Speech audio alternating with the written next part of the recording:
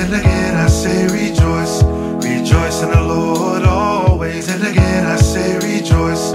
Rejoice, rejoice, and again I say rejoice. Rejoice, rejoice, and again I say rejoice.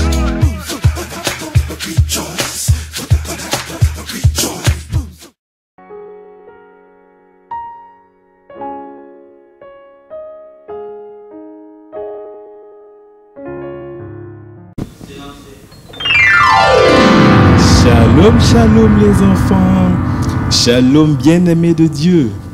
J'espère que vous allez bien par la grâce de Dieu. Et je suis content de vous retrouver aujourd'hui pour ce culte. Alléluia. Est-ce que tu as bien dormi?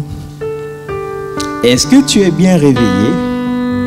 Est-ce que tu peux te tenir sur tes pieds comme ça? Tu peux? Et qui l'a fait? C'est Dieu. Amen. C'est pour cela que je vais t'inviter à acclamer le nom de Jésus. À dire merci Jésus pour la vie. Alléluia. Et nous allons fermer les yeux. Et tu vas le dire avec tes mots. Tu vas dire merci Jésus pour la vie que tu me donnes aujourd'hui. Pour te louer. Prie, tu ouvres la bouche là où tu es et tu dis merci à Dieu. Prions ensemble. Seigneur, nous te disons merci pour la vie. Je peux respirer, je peux parler, je peux entendre et je peux faire beaucoup d'autres choses. C'est par ta grâce. Et je te dis merci pour ce beau jour. Nous allons t'adorer. Aide-nous à pouvoir être attentif. Aide-nous à ne point être distrait. Au nom de Jésus que nous avons prié. Amen. Amen. Amen. Et nous allons lire un passage de la Bible dans le livre de Psaume. Tu peux répéter avec moi? Psaume 47, le verset 9. Qui dit: Dieu règne sur les nations. Dieu a pour siège son saint trône. Je répète encore. Dieu règne sur les nations. Dieu a pour siège son saint trône. Amen. Amen. Donc ici, il faut comprendre que là, on nous dit que notre Dieu est un roi. D'accord? Il est très grand, très fort. Et il règne sur les nations. Et nous allons commencer ce culte en louant celui-là qui est le roi des rois. Amen. Le Seigneur des seigneurs. Amen. Alléluia. Amen. Et ici je dis, il est le roi. On peut aller? Ok. Tu peux danser un peu. À gauche, à droite, à gauche. Il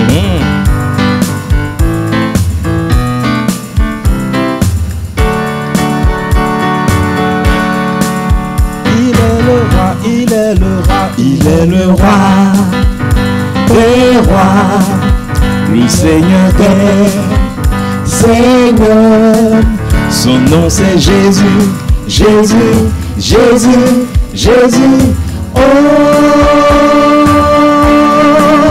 il est le roi, il est le roi, il est le roi des rois, le Seigneur des Seigneur. Son nom c'est Jésus, Jésus, Jésus, Jésus. Oh,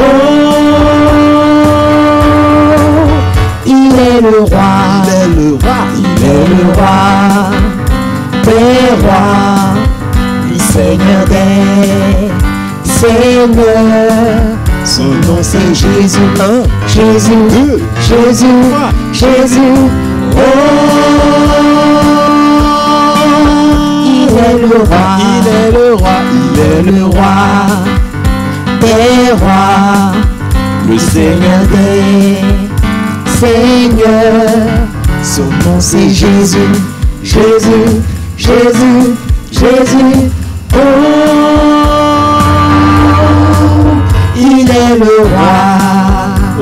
Hosanna. Alléluia. Tu peux taper la main là-bas. 2, 1, 2, 1, 2, 3.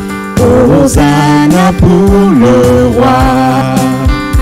Hosanna pour le roi Jésus. Hosanna pour le roi. Qui? Jésus-Christ, le Fils de Dieu. Hosanna pour le roi. Hosanna pour le roi Jésus. Hosanna pour le roi. Venu comme il a promis. Il est humble et doux. Il s'est donné pour nous.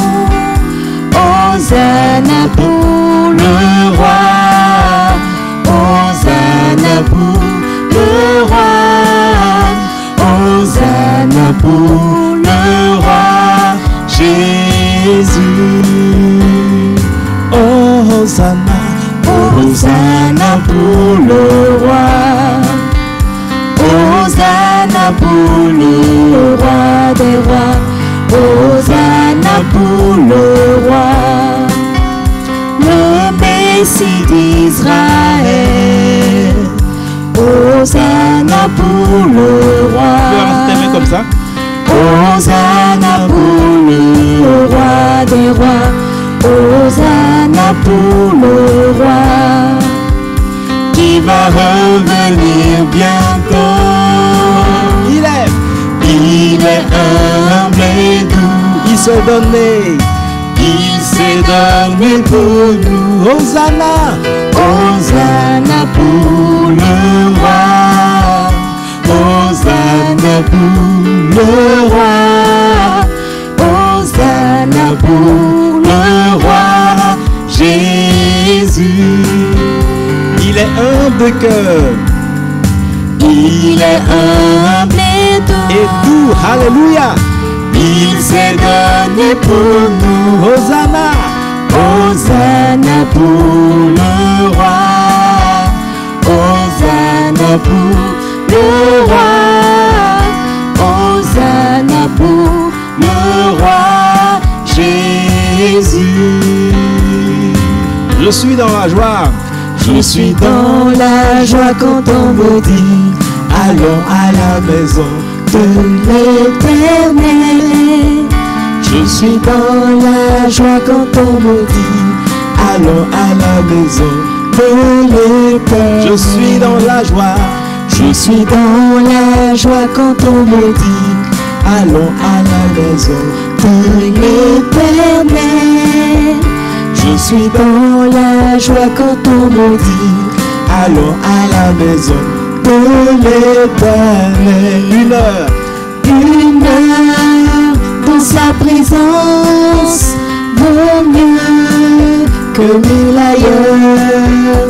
Une heure dans sa présence vaut mieux que 1000 ailleurs. Je suis dans la joie. Je suis dans la joie quand on me dit allons à la maison de l'Éternel. Je suis dans la joie quand on me dit Allons à la maison de l'Éternel. Une heure dans sa présence. Une heure dans sa présence vaut mieux que 1000 ailleurs. Une heure dans sa présence vaut mieux que 1000 ailleurs. Je suis dans la joie. Je suis dans la joie quand on me dit allons à la maison de l'Éternel. Je suis dans la joie quand on me dit allons à la maison de l'Éternel. Toujours dans la joie. Joie, joie, mon cœur est dans la joie. Joie, joie, mon cœur est dans la joie. Jésus, mon roi, est tout pour moi. Et voilà pourquoi mon cœur est dans la joie. Toujours dans la joie. Joie, joie, mon cœur est dans la joie. Joie, joie, mon cœur est dans la joie. Jésus, mon roi, est tout pour moi. Et voilà pourquoi mon cœur est dans la joie. Toujours dans la paix. Paix, paix, mon cœur est dans la paix. Paix, paix, mon cœur est dans la paix. Jésus, mon roi, est tout pour moi. Et voilà pourquoi mon cœur est dans la paix. Toujours dans la paix, paix, mon cœur est dans la paix. Paix, paix, mon cœur est dans la paix. Jésus, mon roi, est tout pour moi. Et voilà pourquoi mon cœur est dans la paix. Alléluia. Amen. Parce que Jésus est là avec nous. Nous sommes dans la paix. Nous sommes dans la sécurité. Nous avons l'assurance. Alléluia. Amen. Et maintenant, nous allons adorer Dieu. Amen. Nous allons dire à notre Dieu ce qu'il est pour nous, ce qu'il représente pour nous. Et là où tu es, je vais t'inviter à te prosterner. Je vais t'inviter à te prosterner comme moi. Et nous allons ensemble adorer notre Papa. Amen. Amen. Et tu vas te prosterner et tu vas fermer les yeux pour ne pas être distrait. Et tu vas commencer à regarder à tout ce que Dieu a fait pour toi. À tout ce que Dieu a fait pour toi. Et dans ce qu'il a fait, tu pourras voir qu'il est bon. C'est parce qu'il est bon qu'il te donne la vie aujourd'hui. C'est parce qu'il est bon qu'il t'a gardé, qu'il a protégé papa, maman, et qu'il a protégé tes frères, qu'il a protégé tonton, tata. C'est parce qu'il est bon. C'est parce qu'il est amour qu'il permet que nous entendions la parole de Dieu. Tu vas regarder à toute cette semaine à ce que Dieu a fait pour toi. Et tu vas dire merci à Dieu. Et tu vas dire Seigneur, tu es bon. Seigneur, tu es grand. Seigneur, tu es fort. Alléluia. Oh Seigneur, nous te disons merci pour le privilège que nous avons, pour la grâce que nous avons de nous tenir dans ta présence, pour pouvoir t'adorer, pouvoir dire qui tu es. Oh, merci. Nous reconnaissons que tu es Dieu. Nous reconnaissons que tu es grand. Nous reconnaissons que tu es fort. Tu nous protèges. Nous reconnaissons que tu es amour. Oui, tu es venu sur la terre. Tu as donné ta vie pour nous sauver. Et lorsque nous croyons en toi, parce que nous croyons en toi et nous le déclarons de nos bouches, nous devenons enfants de Dieu. Tu nous as réconciliés avec toi. Oh, quel grand Dieu. Quel Dieu miséricordieux. Quel Dieu compatissant, quel Dieu bon, bon, bon. Et la Bible nous dit que oui, ta bonté durera toujours. Tu ne peux pas changer, tu ne peux pas devenir moins bon que tu étais hier. Non, tu restes toujours bon, éternellement. Alléluia. Et tu es notre Dieu, et tu es aussi notre Père. Et nous te célébrons, et nous t'adorons. Au nom de Jésus. C'est pourquoi nous allons dire avec nos mots maintenant, avec ce chant, qu'il n'y a point de Dieu comme Jésus. Amen. Amen. Il n'y a point de Dieu comme Jésus. Il n'y a point de Dieu comme Jésus.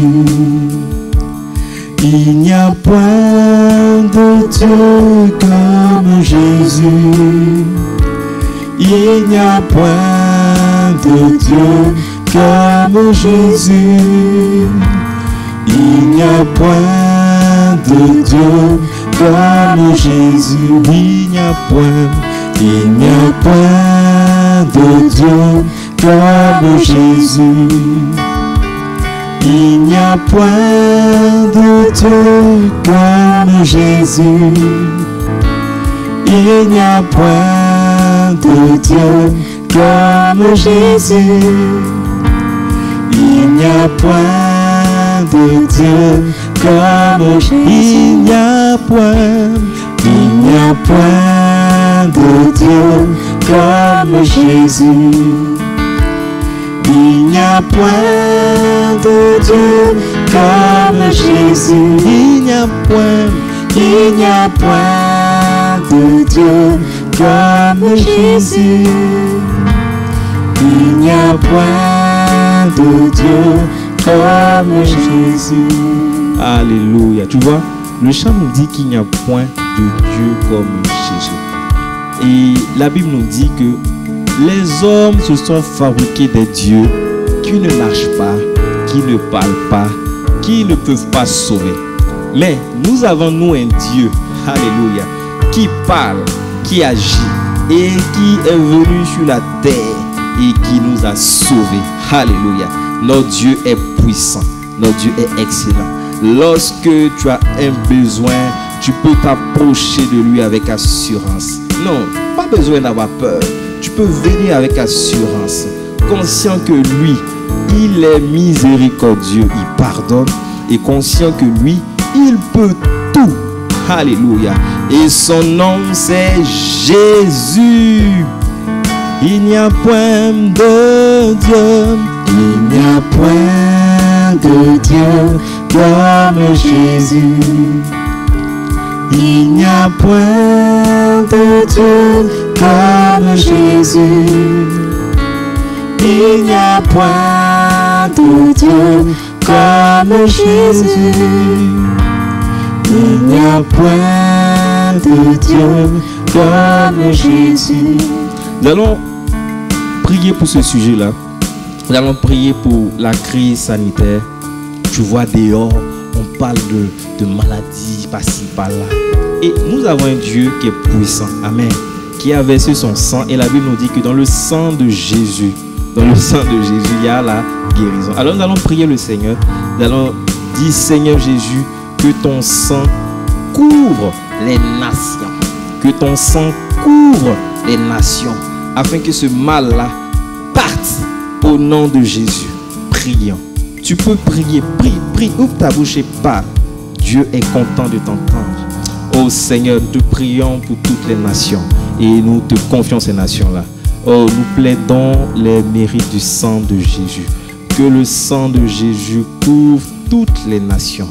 Que le sang de Jésus rentre même dans les maisons, dans les hôpitaux, afin de guérir ceux qui sont malades et aussi afin de chasser cette maladie-là. Au nom de Jésus que nous avons prié. Amen. Amen, amen. Alléluia. Amen.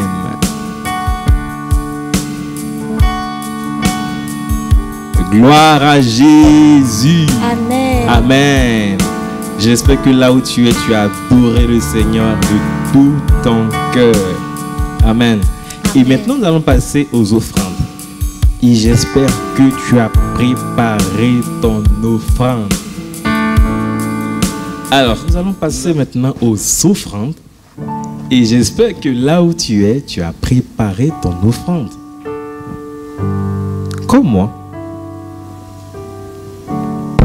Un instant. Voilà. Donc, j'ai mon offrande. Et nous allons lire le verset de Luc 6, verset 38, qui dit « Donnez et il vous sera donné. On versera dans votre sein une bonne mesure serrée, secouée et qui déborde, car on vous mesurera avec la mesure dont vous serez servi. » Amen. Donc ici, ce qu'il faut retenir, c'est que Dieu voudrait qu'on donne, d'accord, sans faire de calcul. Non. Donner de tout son cœur. C'est ce qui est important aux yeux de Dieu. Amen. Alors nous allons prendre nos offrandes et nous allons prier pour ces offrandes. Et nous allons prier même pour nous-mêmes. Prions. Seigneur Jésus, merci pour ces offrandes que nous t'apportons. Nous prions afin que ces offrandes puissent servir à l'avancement de ton royaume ici, sur terre. Nous prions pour nos vies afin que tu nous donnes d'être des personnes qui donnent, qui apportent leur offrande avec joie de tout leur cœur. Au nom de Jésus. Amen. Amen. Amen. Amen. Alors, Amen. Nous allons chanter un chant que vous connaissez qui dit: l'amour de Dieu est grand comme ça, est grand comme ça, est grand comme ça. Il est pour toi, il est pour moi. Alléluia. On va lever plus rapidement. L'amour de Dieu est grand comme ça, est grand comme ça, est grand comme ça. Il est pour toi, il est pour moi. Alléluia. Encore plus rapidement. L'amour de Dieu est grand comme ça, est grand comme ça, est grand comme ça. Il est pour toi, il est pour moi. Alléluia. Une dernière fois, encore plus rapidement, l'amour de Dieu. L'amour de Dieu est grand comme ça, est grand comme ça, est grand comme ça. Il est pour toi, il est pour moi. Alléluia. Amen. Amen. Dieu nous aime tellement. Amen. Et sur ce, je vais vous dire shalom, shalom, shalom.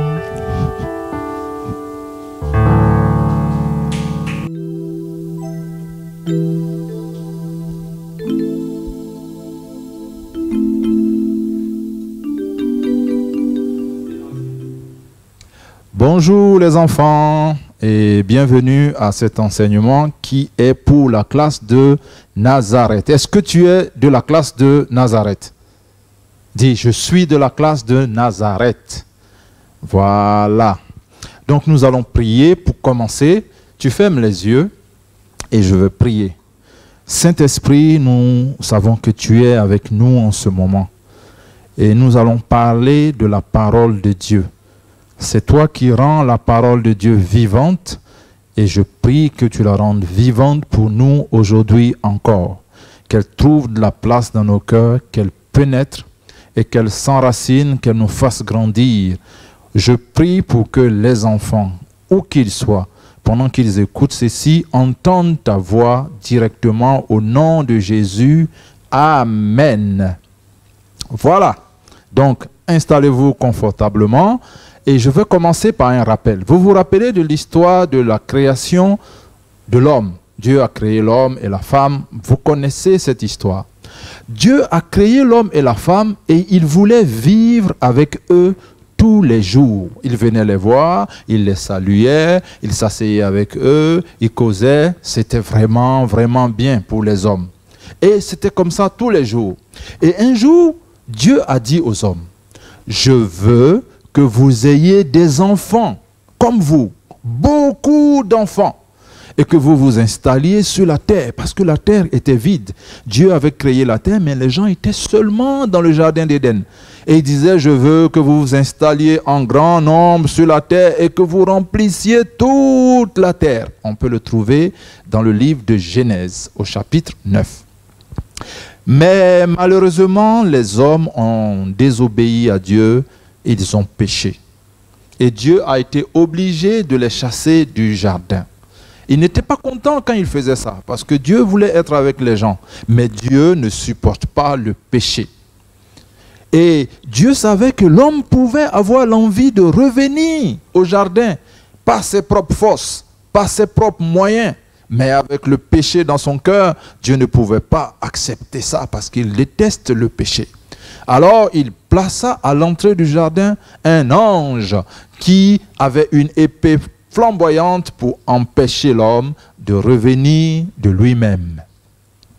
Les hommes auraient pu demander pardon à Dieu. « Oh, nous avons péché, pardonne-nous. » Mais non, ils n'ont pas demandé pardon. Ils ont pris leurs affaires et ils sont partis loin de la présence de Dieu. Ils se sont éloignés. Et aujourd'hui, nous allons parler de quelque chose qui est arrivé aux hommes alors qu'ils s'éloignaient de la présence de Dieu. C'est l'histoire de la tour de Babel. Nous pouvons trouver cette histoire dans Genèse chapitre 11 du verset 2 jusqu'au verset 9. Nous allons le lire ensemble. À partir du verset 2, il est écrit: lors de leur migration depuis le soleil levant, les hommes découvrirent une vaste plaine dans le pays de Shinéar et ils s'y établirent. Ça veut dire qu'ils étaient en train de marcher et quand ils sont arrivés dans le pays de Shinéar, ils ont décidé de s'arrêter, de s'établir. Shinéar, ça veut dire le pays de deux fleuves. Il y avait deux grands fleuves avec de l'eau, des poissons, des animaux. Ils se sont dit, waouh, c'est bien de rester ici, de rester là, tous ensemble, tranquille, au lieu d'aller loin, partout sur toute la terre. La terre, c'est trop grand, wesh. Il faut qu'on reste ici. Et ils dirent les uns aux autres, allons, moulons-nous des briques et cuisons-les au four. Vous savez, ils étaient devenus intelligents. Ils ont commencé à fabriquer des briques en terre cuite. Ainsi, ils employaient les briques comme des pierres et le bitume leur servit de mortier. Puis il dit, allons, construisons-nous une ville et une grande tour dont le sommet atteindrait jusqu'au ciel. Alors, notre nom deviendra célèbre et nous ne serons pas disséminés sur l'ensemble de la terre. L'Éternel descendit du ciel pour voir la ville et la tour que les hommes construisaient. Alors il dit, voici qu'ils forment un seul peuple parlant tous la même langue. Et c'est là ce qu'ils ont entrepris de faire. Et maintenant, quels que soient les projets qu'ils concevront, rien ne les empêchera de les réaliser. Eh bien, descendons, brouillons leur langue pour qu'ils ne se comprennent plus entre eux. Brouiller les langues, ça veut dire mélanger les langues pour qu'ils ne se comprennent plus. Et l'Éternel dissémina les hommes loin de là sur toute la surface de la terre. Ils cessèrent la construction de la ville. C'est pourquoi on appela cet endroit Babel, parce que c'est là que l'Éternel avait confondu la langue des hommes de toute la terre et c'est à partir de là qu'il les a dispersés sur toute la terre. Amen. Donc vous voyez cette tour, les hommes avaient décidé de la construire. Ils avaient eu une idée. Ils ont eu des ingénieurs qui ont fabriqué des briques. Ils se sont dit, tu sais, si je mets cette brique au feu, elle va devenir dure comme de la pierre. Et on peut construire des grandes maisons avec ça. Et un autre l'a dit, ouais, mais si on construit des grandes maisons, il y aura beaucoup de briques. Comment les briques vont tenir? Il a dit, tu as vu, à côté du fleuve, il y a du bitume. Du bitume, c'est collant, c'est comme de la colle. On va le prendre pour coller les pierres. Et ils ont fait une tour, vous voyez, elle va jusqu'au ciel. Elle veut aller jusqu'à Dieu. C'est ce que les hommes avaient décidé de faire. Mais nous avons vu que Dieu n'était pas content.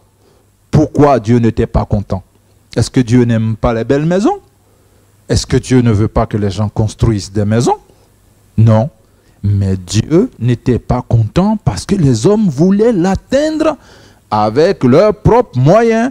Souvenez-vous, tout à l'heure, nous avons dit, Dieu a dit aux gens de quitter sa présence parce qu'ils avaient le péché dans leur cœur et il a mis des anges pour ne pas qu'ils reviennent. Eh bien, les hommes se sont dit, si on ne peut pas revenir par la porte, on va construire une tour pour revenir par le ciel.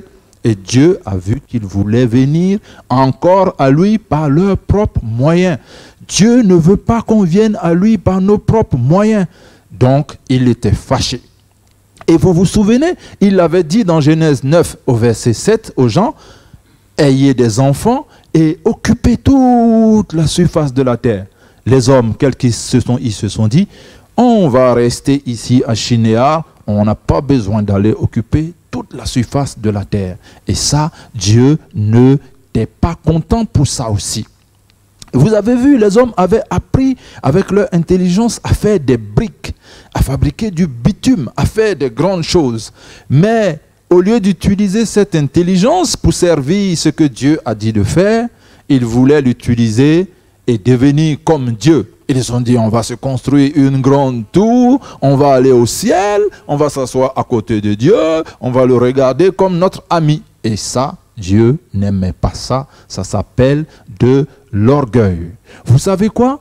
Dieu aime les maisons, mais il veut construire les maisons pour nous. Si tu prends ta Bible au psaume 127, ils l'ont écrit au verset 1, « Si l'Éternel ne bâtit la maison, ceux qui la bâtissent travaillent en vain. » Tu sais ce que ça veut dire travailler en vain? Ça veut dire que quand Dieu ne construit pas pour toi, tout ce que tu construis, eh bien, c'est zéro. Ça ne sert à rien. Ça ne sert à rien. Les hommes voulaient montrer à Dieu qu'ils sont forts, qu'ils peuvent construire des grandes maisons. Mais dis-moi, est-ce que les hommes peuvent être plus forts que Dieu? Si on prend tous les hommes du monde entier, on les met ensemble, ceux qui sont grands, ceux qui sont musclés, ceux qui sont longs, ceux qui ont la barbe, ceux qui n'ont pas de barbe, est-ce qu'ils peuvent être plus forts que Dieu? Non. Mais dans le passage que nous avons lu, il y a quelque chose au verset 6. Il est écrit, « Et maintenant, quels que soient les projets qu'ils concevront, rien ne les empêchera de les réaliser. » La Bible dit que Dieu a vu que les gens étaient unis et donc qu'ils allaient faire tout ce qu'ils voulaient et quel que soit ce qu'ils concevraient, rien ne pourrait les arrêter. Rien, sauf Dieu lui-même. Quand rien ne peut empêcher quelqu'un de faire quelque chose, il reste une personne qui peut le faire, c'est Dieu. Donc, les hommes aussi, ils s'étaient dit, rien ne peut nous empêcher, rien ne peut nous empêcher, mais Dieu est venu et il les a dispersés. Ils étaient orgueilleux, ils voulaient être comme Dieu. C'est ce que Satan avait fait un jour, il voulait devenir comme Dieu et Dieu l'a arrêté. Donc, nous ne pouvons pas faire les choses comme nous voulons et imposer cela à Dieu. Est-ce que tu me comprends?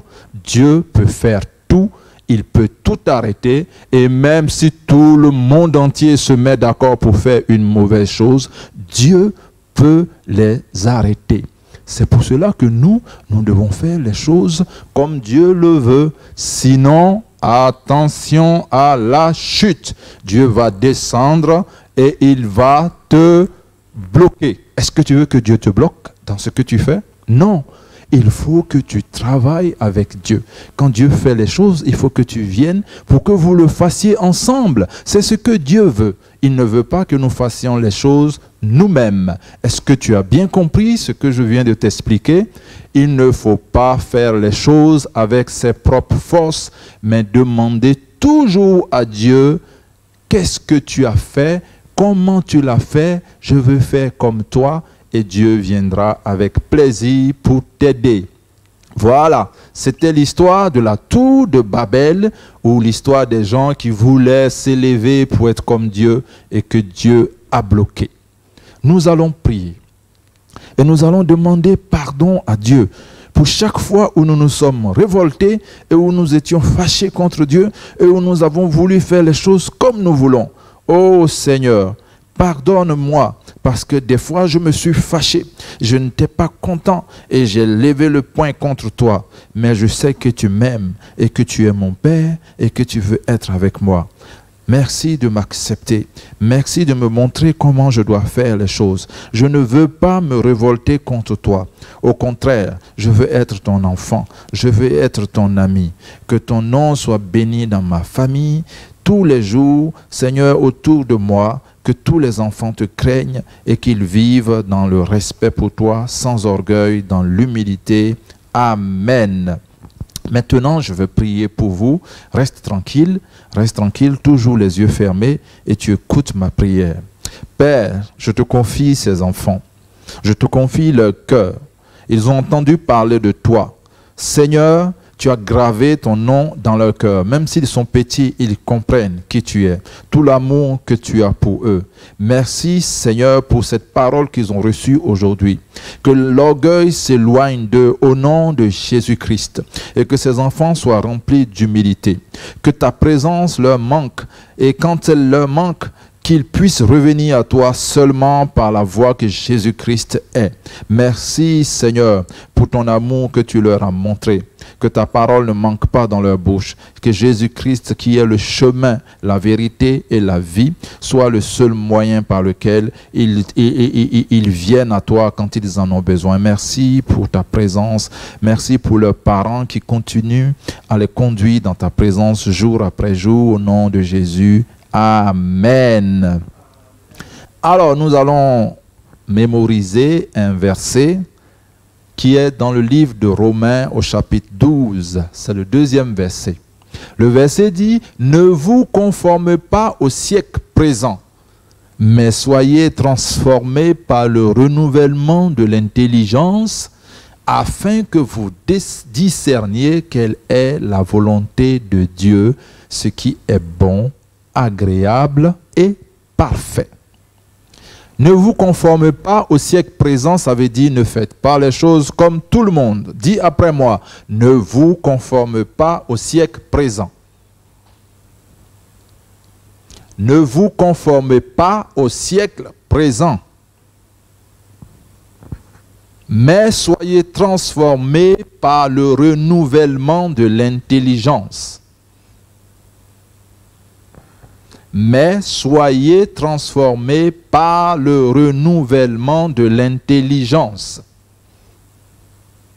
afin que vous discerniez quelle est la volonté de Dieu. Afin que vous discerniez quelle est la volonté de Dieu. Ce qui est bon,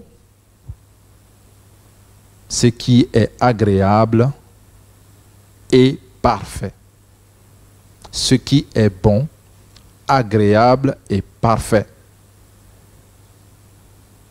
Voilà, c'est bien. Merci Seigneur.